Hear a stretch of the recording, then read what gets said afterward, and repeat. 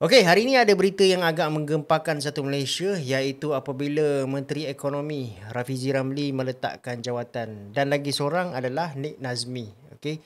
So, pada saya lah kedua-dua ni adalah the future leaders, masih muda lagi, masih banyak potensi yang ada pada diorang and kalau boleh saya nak nampak more from them. Tapi apakan daya, diorang telah pun meletakkan jawatan, so saya nak bagi ulasan saya sikit lah.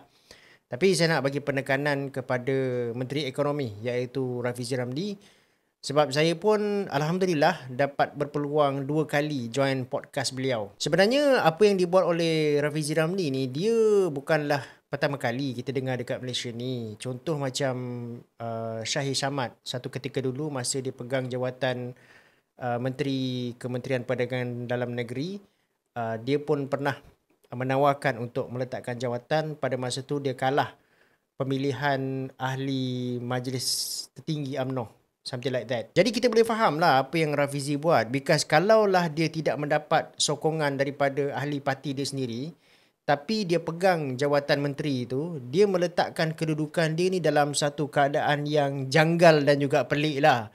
Dia boleh kita umpamakan macam ni lah.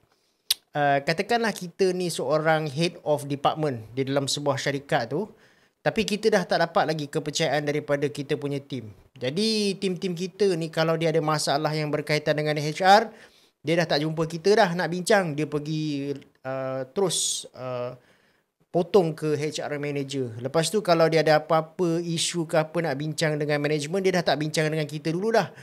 Dia terus pergi ke general manager. Sedangkan kita ni dia punya immediate superior.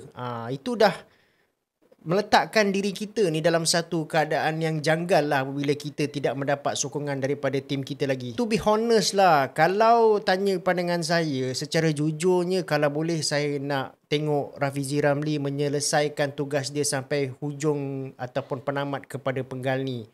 Sebab dia akan memberikan lebih keadilan kepada kita semua untuk menilai dia punya prestasi. Sebab dia pun sebenarnya ada banyak inisiatif-inisiatif yang dia telah lancarkan. Contohnya macam IPR. Dan juga kita sekarang ni berada di satu fasa genting iaitu rasionalisasi subsidi yang mana Kementerian Ekonomi ni menjalankan peranan yang sangat penting lah. Akan tetapi malangnya disebabkan dia tidak dapat menghabiskan dia punya penggal, jadi kita tidak boleh membuat penilaian yang adil terhadap prestasi dia sama ada dia berjaya melaksanakan dia punya inisiatif ni ataupun tidak. Fine, mungkin selepas ni kita akan dapat Menteri Ekonomi baru, tapi kita tak boleh nak expect Menteri Ekonomi yang baru ni akan melaksanakan inisiatif-inisiatif dia dengan level passion yang sama walaupun inisiatif tu diteruskan. Mungkin juga Menteri Ekonomi yang akan datang ni, dia ada dia punya inisiatif dia sendiri, ada dia punya hala tuju dia sendiri. Jadi kita tak dapat nak betul-betul melihat kesinambungan polisi itu berlaku lah. Tapi walau apa pun, sesiapa sahaja yang menggantikan YB Rafizi Ramli selepas ni, dia akan ada satu tanggungjawab yang sangat berat dan besar lah.